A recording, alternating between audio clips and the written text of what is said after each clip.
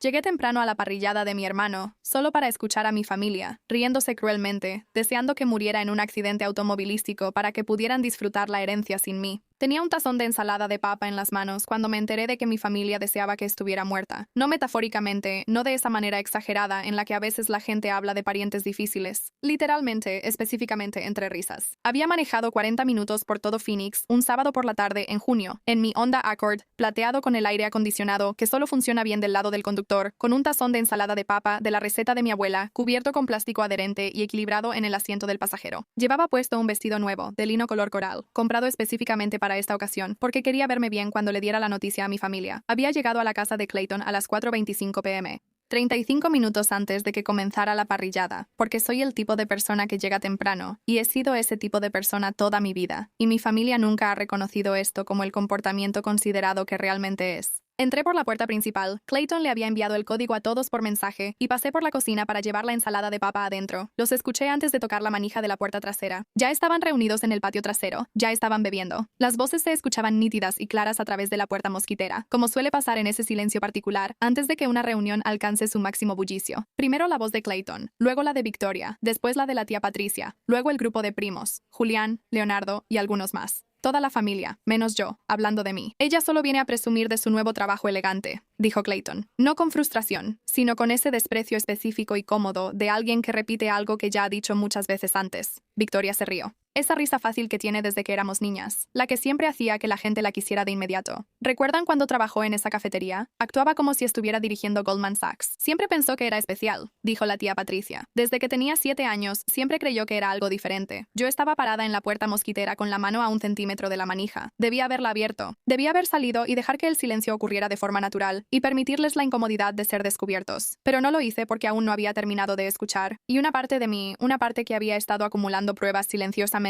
durante 31 años sin creer del todo en sus propias conclusiones, necesitaba escucharlo todo. Necesitaba no poder decirme a mí misma que había malinterpretado, o que estaba fuera de contexto, o que había llegado a la mitad de algo que sonaba peor de lo que realmente era. Entonces la voz de Victoria se volvió ligera, casual, relajada. El tono que usas para comentar sobre el clima, el tráfico, o si crees que podría llover. Honestamente sería bueno si hubiera un accidente y ella nunca llegara. Así podríamos disfrutar de verdad. El patio estalló, carcajadas, risas genuinas, sin vacilación, sin corrección nerviosa. Nadie diciendo, Victoria, ya basta. Solo risas, sin reservas y completas, de cada persona en ese patio que compartía mi sangre. Mi familia, riéndose de la idea de que yo muriera. Puse la ensalada de papa en la encimera de la cocina. Salí por la puerta principal. Avancé exactamente 2 cuadras antes de sentarme bajo un árbol en la banqueta y dejarme llorar. No porque estuviera sorprendida. Esa es la parte que hacía que llorar fuera complicado. No estaba sorprendida. Era todo lo contrario a estar sorprendida. Estaba lamentando la confirmación de algo sobre lo que pasé 3 décadas intentando estar equivocada. Luego llamé a Denise. Déjame decirte quién soy, porque la historia lo requiere. Mi nombre es Bella Reyes. Tengo 34 años. Tengo un título en comunicaciones de la Universidad Estatal de Arizona y una década de experiencia en mercadotecnia en las industrias de hospitalidad y bienes raíces comerciales. Y, desde 11 días antes de esa parrillada, un puesto como directora de mercadotecnia a cargo de 6 propiedades y un equipo de 12 personas con un paquete de compensación. Eso representó el mayor logro profesional de mi vida. Había manejado 40 minutos a través de Phoenix para compartir esa noticia con mi familia. Era lo único que quería hacer primero con esa noticia. Sé cómo suena eso. Dado todo lo que acabo de contarte, entiendo por qué una persona razonable preguntaría por qué seguía regresando, por qué seguía llevando ensalada de papa, por qué seguía llegando temprano, esperando algo diferente. La mejor respuesta que tengo es esta. La esperanza no siempre es racional, y las cosas que aprendemos en la infancia sobre quién nos ama son muy difíciles de desaprender por completo en la adultez, incluso cuando la evidencia es considerable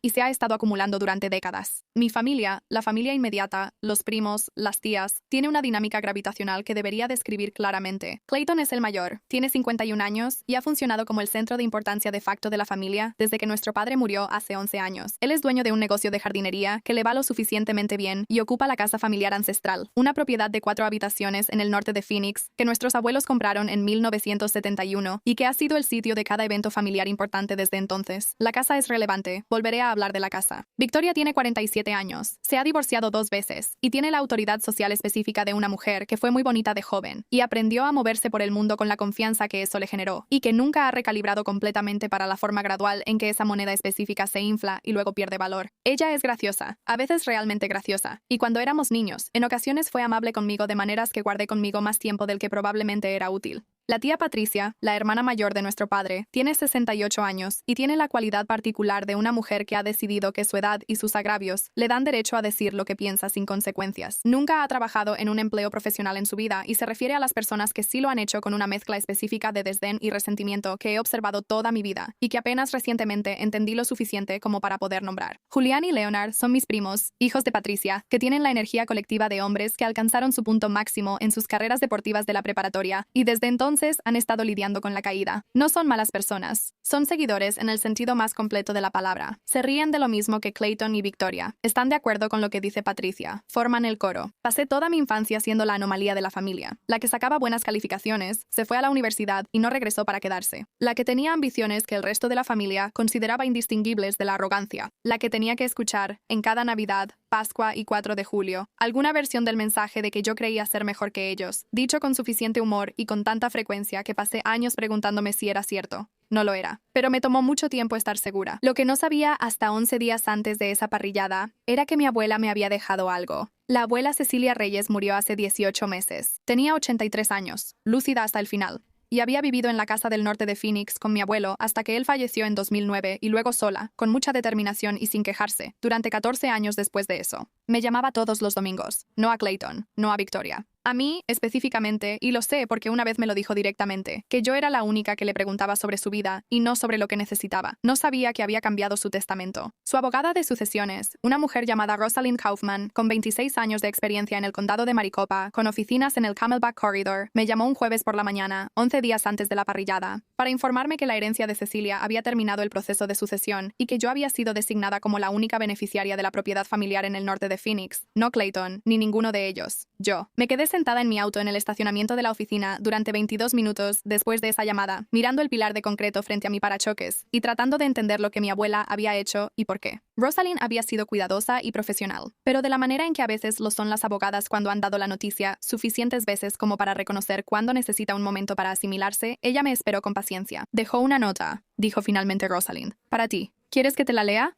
Sí, respondí. Era breve. 6 oraciones con la letra de mi abuela, que reconocí por 50 años de tarjetas de cumpleaños. La casa pertenece a la persona que siempre preguntó por mi vida. Tu padre habría hecho lo mismo que tu abuelo, y yo estamos haciendo ahora. Clayton hará ruido. Victoria será Victoria. Déjalos. Tú sabes lo que es correcto, y lo harás cuando llegue el momento. Aún no se lo había contado a nadie. Ni a Denise, ni a una amiga, ni a una colega. Había estado dándole vueltas a eso durante 11 días, tratando de determinar cómo se veía hacer lo correcto. Y realmente pensé, que tal vez la carne asada era el momento. Tal vez se los diría en persona, como familia, y podríamos tener una conversación real sobre lo que seguía. Tal vez eso era lo correcto. Y entonces escuché la voz de Victoria a través de la puerta mosquitera de Clayton. Sería bueno si hubiera un accidente y ella nunca llegara. Me senté bajo mi árbol en la acera de Clayton y llamé a Denise. Denise Washington ha sido mi mejor amiga durante 17 años. Nos conocimos en un seminario de comunicación para primer año en la ASU, donde se sentó junto a mí y susurró un comentario sobre las selecciones de moda del profesor que me hizo reír a carcajadas por primera vez en un semestre que, de otro modo, había sido difícil. Y hemos sido cercanas de esa manera especial en la que dos mujeres se han visto crecer y cambiar a lo largo de los años, aceptando todas las versiones de sí mismas. Actualmente, ella es analista de datos para una red de atención médica. Antes de eso, durante 3 años mientras hacía su maestría, trabajó como coordinadora de servicios para pacientes en un hospital en Tempe, lo cual es relevante para lo que pasó después. Contestó al segundo timbrazo. Le conté todo. Lo conté de manera directa y en orden, sin agregar opiniones, como se cuentan las cosas cuando la emoción es demasiado grande para expresarla, y necesitas que los hechos simplemente existan en el aire entre dos personas. Se quedó callada durante 10 segundos completos cuando terminé. Estoy manejando hacia esa casa ahora mismo, dijo. No, respondí. Bella, tengo una mejor idea. Hubo una pausa. Tienes esa voz, dijo. ¿Qué voz? La voz que tienes cuando ya decidiste algo y estás a punto de decirme qué es. Tenía razón. 3 años de trabajo en el hospital le habían dado a Denise algo específico. Ella conocía el lenguaje, la cadencia. El registro exacto que usan los profesionales médicos al dar noticias urgentes, la forma en que se comunican las malas noticias en los entornos de salud, medida, autoritaria, clínica, una frecuencia que pasa por alto las defensas de una persona y va directamente a su sistema nervioso. Nos encontramos en una cafetería en la calle Camelback, a 3 millas de la casa de Clayton. A las 4:50 p.m., Denise pidió un café helado. Yo no pedí nada, porque mi estómago había estado hecho un puño cerrado desde la puerta mosquitera. Repasamos los detalles. Ella hizo preguntas específicas y prácticas, de la manera en que Denise siempre aborda las cosas, y yo las respondí. Y para las 5:07 ya teníamos un plan operativo preciso. A las 5:10 ella hizo la llamada. Ella se paró afuera de la cafetería, así que no pude escuchar su voz. La observé a través de la ventana, su postura recta, su expresión neutral y profesional, y la vi hablar durante aproximadamente 90 segundos, luego colgó y regresó adentro. Se sentó, me miró. Ya está gritando, dijo Denise. El Hospital General de Phoenix es un centro de trauma de nivel 1 en East Thomas Road.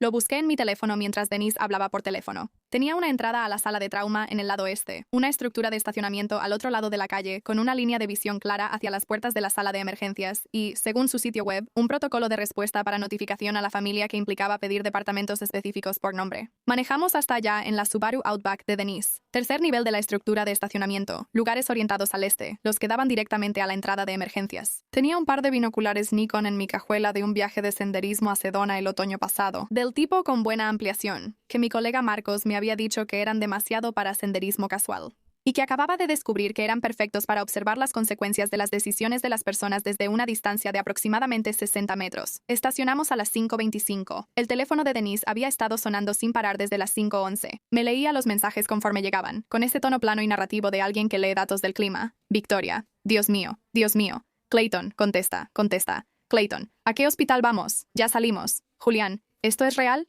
¿Esto realmente está pasando, Patricia? Sabía que algo se sentía mal hoy. Lo sabía. Además, ¿esto es real o lo está haciendo para llamar la atención? Denise me miró cuando leyó ese último mensaje. Patricia cree que podrías estar fingiendo, dijo. Incluso ahora. Por supuesto que lo cree. Leonardo, dile al hospital que estamos a 20 minutos, Victoria. Deberíamos llamar a mamá. ¿Alguien tiene el número de trabajo de Bella? ¿Tiene novio a quien debamos llamar? Me senté en el asiento del pasajero del Subaru de Denise y leí estos mensajes de una mujer que, 25 minutos antes, se había estado riendo ante la posibilidad de mi muerte. La distancia entre esas dos cosas, la risa y los mensajes, fue una de las experiencias más reveladoras de mi vida. No porque demostrara que no les importaba, sino porque demostraba que sí les importaba. Y simplemente habían decidido que su preocupación era propiedad privada a la que yo no tenía derecho de acceder bajo condiciones normales.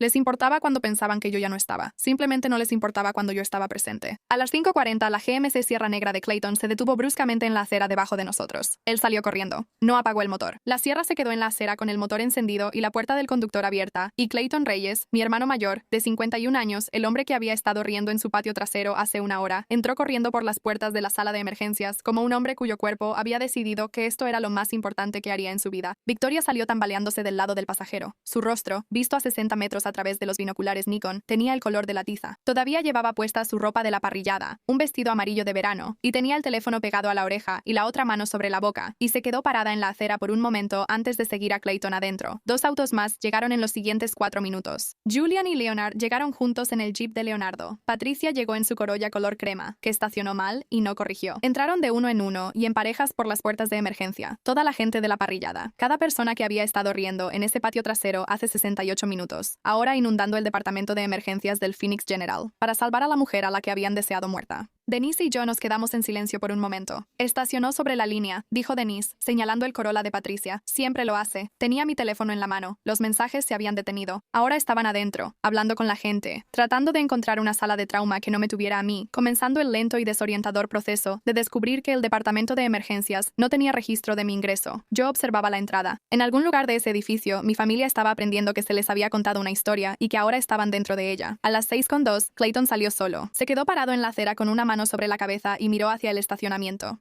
No me miró a mí específicamente, no podía saberlo, pero sí en mi dirección, como cuando a alguien le dicen algo imposible y trata de ubicarse en el espacio. Tenía el teléfono en la mano. El mío sonó. Contesté. Quiero ser precisa sobre esta conversación, porque es el centro de todo, y porque la he repasado muchas veces desde entonces, y quiero contarla lo más exactamente posible, sin hacer que yo suene mejor de lo que fui, ni que él suene peor. Bella. Su voz estaba destrozada. El tipo específico de destrozo de una persona que acaba de bajar del tono elevado de una crisis. ¿Dónde estás? El hospital no tiene registro tuyo. ¿Qué está pasando? Estoy perfectamente bien. dije. He estado en el estacionamiento frente al hospital durante los últimos 40 minutos viéndolos a todos. Una pausa tan larga que pude haber amueblado una habitación en ella. Luego su voz cambió. El destrozo se fue. Se endureció. La transición fue rápida y me dijo algo importante. El dolor había sido real, pero la ira que lo reemplazó también era real. Y la ira llegó sin que el dolor hubiera hecho ningún trabajo en él primero. Hiciste esto a propósito. Llegué a tu casa a las 4:25, dije. Entré por la puerta principal. Escuché cada palabra que dijeron sobre mí en ese patio trasero. Cada una de las palabras, Clayton. Silencio. Escuché a Victoria decir que sería bueno si hubiera un accidente y yo nunca apareciera. Escuché a todos reír, a toda la familia, sin dudarlo. Nada de su parte. Así que sí, dije. Hice esto a propósito. Hiciste llorar a Victoria. Patricia casi se desmaya en la sala de espera. Su voz ya era totalmente cortante. Pensamos que estabas muerta. ¿Qué clase de persona hace esto? La pregunta quedó flotando en el aire entre nosotros. Pausa rápida. Si quieres más historias como esta y de mejor calidad, el enlace a mi Spotify está en la descripción. Podía escuchar otras voces de fondo. La familia salía del hospital, reuniéndose en el estacionamiento debajo de mí. Los observé a través de los binoculares. Victoria caminaba de un lado a otro. Patricia quieta y haciendo gestos a alguien. Julián y Leonard en un grupo. El coro reuniéndose de nuevo. Hoy venía con buenas noticias, dije. Me ascendieron hace 11 días. Directora de marketing, 6 propiedades, un equipo de 12 personas. Es el mayor logro profesional de mi vida, y lo primero que quería hacer era contárselo a mi familia. Hice una pausa, pero ustedes ya se estaban riendo antes de que yo entrara. Más voces detrás de él. La voz de Victoria se agudiza. La vi cruzar el estacionamiento hacia la mano extendida de Clayton sosteniendo el teléfono. Déjame hablar con ella. La voz de Victoria. Luego, directamente al teléfono. ¿Qué te pasa? Esto es enfermizo. De verdad, muy enfermizo. Me deseaste que tuviera un accidente automovilístico, dije. Todos se rieron, y luego pasaste 45 minutos en una sala de emergencias creyendo que había pasado. Mantuve mi voz muy neutral. No fría, neutral. Hay una diferencia. Esa no es mi enfermedad, Victoria. Esa es la tuya manifestándose. Estás delirando, dijo ella. Necesitas ayuda de verdad. Necesitaba una familia que no me tratara como una broma, dije. Como no podía tener eso, me conformé con esto. La voz de Patricia desde algún lugar detrás de Victoria. Es tan inmadura.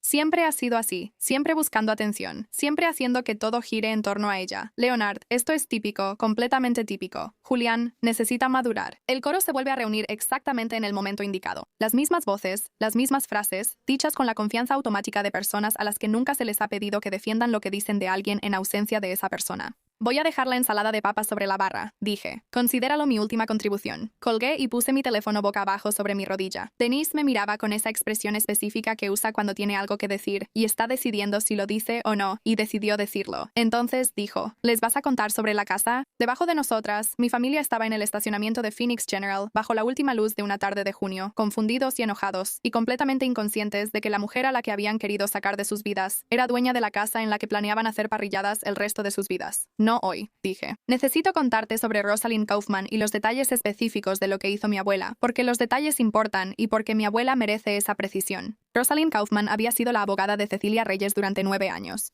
Tenía 61 años, era meticulosa, y a lo largo de su relación laboral había desarrollado un afecto genuino por mi abuela, lo cual era evidente en el cuidado con el que me explicaba todo. Cecilia había actualizado su testamento 14 meses antes de morir, 3 meses antes de que le diagnosticaran cáncer. No fue en respuesta a la enfermedad, sino a algo que había observado en una reunión de acción de gracias. Eso se lo describió a Rosalind, quien me lo contó como una conversación sobre Bella. Eso me dijo todo lo que necesitaba saber sobre quién merecía qué. No sé qué se dijo en ese día de acción de gracias. Yo no estaba ahí. Había estado viajando por trabajo. Pero conozco a mi abuela y sé que no era una mujer que tomara decisiones a la ligera o de manera emocional. Las tomaba como hacía todo, despacio, con toda la información y luego de forma permanente. La propiedad, la casa de 4 habitaciones en el norte de Phoenix, construida en 1971, valuada en poco más de $600,000 en el mercado actual, con un gran patio trasero donde mi abuelo tuvo un huerto durante 30 años y donde ahora mi familia hace parrilladas. Me fue heredada en pleno dominio, título limpio, sin condiciones, sin fideicomisos, sin arreglos estructurados, mía. La complicación era Clayton. Clayton había estado viviendo en esa casa durante 9 años, desde que la abuela Cecilia lo invitó a quedarse cuando el abuelo Arturo murió, supuestamente de manera temporal. Desde entonces, él había estado ahí, no pagaba renta. Cecilia no le había pedido nada y él no había ofrecido. Y durante esos 9 años, él había hecho mejoras en la propiedad que mentalmente había clasificado como una inversión personal, no como mantenimiento del hogar. Pisos nuevos en la cocina, un baño principal renovado, una terraza en la parte trasera que construyó junto con Julián y Leonardo durante 2 fines de semana, de la cual estaba muy orgulloso y mencionaba con frecuencia. Rosalinda había explicado, con la delicada precisión de una mujer que había dado noticias complicadas sobre propiedades muchas veces, que nada de esto afectaba el título de propiedad. La ocupación de Clayton era legal, pero era una tenencia a voluntad. No tenía contrato de arrendamiento, ni un acuerdo formal de ocupación, ni una arreglo documentado. Había sido un huésped de la familia en una casa que ahora era mía. Lo que tenía, me dijo Rosalinda, eran 60 días de aviso antes de que yo estuviera obligada a formalizar cualquier cosa. Ella también había registrado la escritura legalizada en la oficina del registro del condado de Maricopa. El jueves por la mañana, ella me llamó, lo que significaba que la transferencia ya era un asunto de registro público. Cualquiera podía consultarlo. Nadie en mi familia lo había hecho. Lo sabía porque en los 11 días entre la llamada de Rosalind y la parrillada, estuve observando las redes sociales de Clayton. Algo que normalmente evito, por razones de calidad de vida que deberían ser evidentes después de todo lo que te he contado y lo que has visto. Ninguna señal de la reacción volcánica específica que un hombre produce cuando descubre que su situación de vivienda ha cambiado fundamentalmente. Él estaba publicando sobre la parrillada, sobre su nueva parrilla, sobre un trabajo de jardinería en Scottsdale que había salido bien. Él no lo sabía, ninguno de ellos lo sabía. Había pasado 11 días tratando de decidir la manera correcta de decírselo, tratando de determinar qué significaba la nota de mi abuela, cuando decía, tú sabes lo que es correcto y lo harás cuando llegue el momento, tratando de ser la persona que ella creía que yo era. Y luego escuché la voz de Victoria a través de una puerta mosquitera, y después me senté en un estacionamiento con binoculares, y vi a mi familia fingir un duelo que no se habían ganado por una persona a la que habían querido ver desaparecer. Pensé en lo que la abuela Cecilia habría hecho.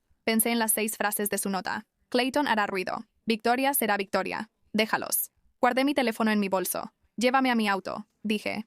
¿Y luego? Preguntó Denise. Y luego voy a llamar a Rosalind Kaufman el lunes por la mañana para averiguar cuáles son mis opciones. Lunes por la mañana, la oficina de Rosalind. El edificio de Camelback Corridor con el exterior de vidrio azul que siempre se ve muy elegante o muy corporativo, dependiendo de la luz. Había pasado el domingo haciendo 2 cosas, asimilando lo ocurrido y leyendo documentos. El procesamiento ocurrió en parte en el departamento de Denise, mientras comíamos comida tailandesa y veíamos un documental de estreno limitado que ella había estado guardando para la ocasión adecuada, y en parte sola. En mi propio departamento, en las primeras horas de la mañana del domingo, sentada en mi balcón en la oscuridad con una cobija, y el silencio específico de una persona a la que se le ha aclarado algo importante y está decidiendo qué hacer con esa claridad. La lectura del documento ocurrió en la tarde. Busqué todos los registros a los que pude acceder. El testamento legalizado, la transferencia de propiedad del condado de Maricopa, los registros públicos del catastro del condado, y los leí con la atención enfocada que le dedico a los datos de mercadotecnia, buscando tener el panorama completo. Lo que encontré, además del título de propiedad, fue esto. Había una pequeña hipoteca pendiente sobre la propiedad. No era grande, $22,000, una línea de crédito sobre el valor de la casa que mis abuelos habían abierto en 2017 para reemplazar el techo. Como la nueva titular, se transfirió a mi nombre. Rosalinda lo había mencionado de pasada durante nuestra primera llamada, y lo había registrado, pero no lo había asimilado completamente. Al leerlo de nuevo el domingo, lo asimilé. Había heredado una propiedad de $600,000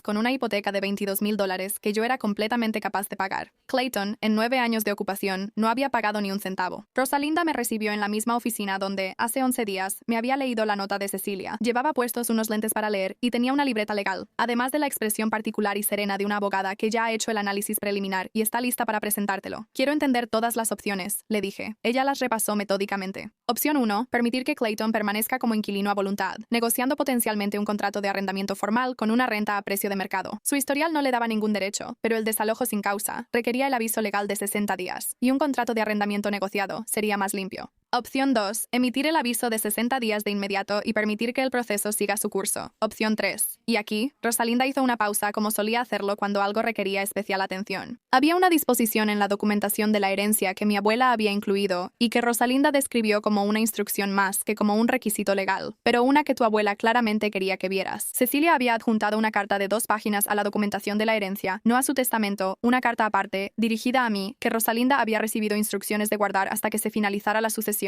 Ella la deslizó por el escritorio. La letra de mi abuela, cuidadosa y deliberada, con la pluma de tinta azul que ella también siempre usaba. La leí despacio. Mi abuela sabía sobre las parrilladas. Ella sabía sobre los comentarios, los desprecios, las formas en que sus nietos hablaban de mí cuando yo no estaba en la habitación, porque las familias no son tan privadas como creen ser. Y una mujer de 83 años que había vivido en la misma casa durante 50 años y que ponía atención a todo, tenía una imagen muy completa de su familia. Ella también sabía sobre la suposición de Clayton. Él le había mencionado la casa directamente, en el último año de su vida, de esa manera específica de un hombre que considera la herencia como una formalidad, sin preguntar, sin discutir, solo refiriéndose a ella como un hecho futuro conocido. Cuando este lugar sea mío, él había dicho más de una vez, de maneras que le dejaban claro que él consideraba el asunto resuelto. Él no preguntaba, escribió ella, él asumía. Y la diferencia entre esas dos cosas es, en mi experiencia, la diferencia entre alguien que merece algo y alguien que lo espera. Ella me dijo lo que esperaba que yo hiciera. También me dijo lo que confiaba en que yo decidiera. Doblé la carta, miré a Rosalinda. Da el aviso de 60 días. dije. Al mismo tiempo, quiero ofrecerle a Clayton un contrato de arrendamiento por 3 años, por debajo del precio de mercado, a una tarifa que refleje lo que calculo que debería haber estado contribuyendo a la hipoteca y el mantenimiento durante los últimos 9 años. La pluma de Rosalinda se movió. No es punitivo, dije, porque quería dejar esto claro, pero sí es justo. La abuela Cecilia no le cobró renta durante 9 años. Esa fue su decisión. Mis decisiones son mías. Y si él se niega, entonces el aviso de 60 días se mantiene y procedemos. Y Victoria, Patricia, los eventos familiares. Pensé en el estacionamiento, los binoculares, Clayton corriendo por las puertas de la sala de emergencias con el motor aún encendido. La propiedad es mía, dije. Lo que pase con ella es mi decisión, pero no me interesa la crueldad.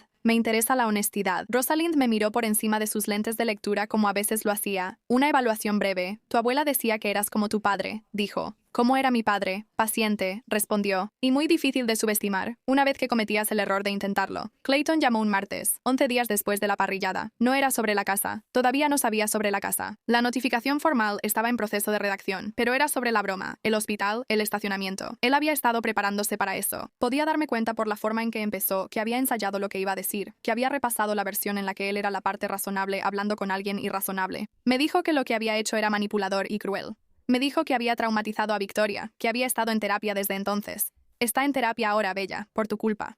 Me dijo que la presión arterial de Patricia se había disparado y que tuvo que ir al médico. Me dijo que toda la familia estaba de acuerdo en que yo debía disculparme. ¿Toda la familia? Pregunté. Cada uno de nosotros. ¿Hubo alguna conversación sobre lo que escuché en tu patio trasero? Una pausa. Fue una broma. Clayton, tu hermana deseó que yo muriera en un accidente de auto y toda tu familia se rió. Eso no es algo que yo vaya a aceptar como una broma. No. Seamos precisos. Dicen cosas cuando creen que no estoy escuchando. Eso es diferente. Toda mi vida he ignorado lo que dices de mí cuando crees que no te oigo. Se acabó. Él se quedó en silencio. Hay algo que necesito decirte, le dije, sobre la herencia de la abuela Cecilia. Se lo conté. Se lo conté de la manera en que había decidido decírselo. Completamente, sin suavizarlo, sin adornarlo con palabras tranquilizadoras que no eran sinceras, pero también sin la pose triunfal. No porque no estuviera herida o enojada, estaba ambas cosas, sino porque mi abuela me había dicho que la paciencia era algo que había heredado, y alardear del triunfo es el enemigo de la paciencia. Él guardó silencio tanto tiempo que revisé si la llamada seguía conectada. Eso no es posible, dijo finalmente. Ha estado archivado en la oficina del registro del condado de Maricopa desde el jueves de hace 2 semanas. Puedes buscarlo. Más silencio.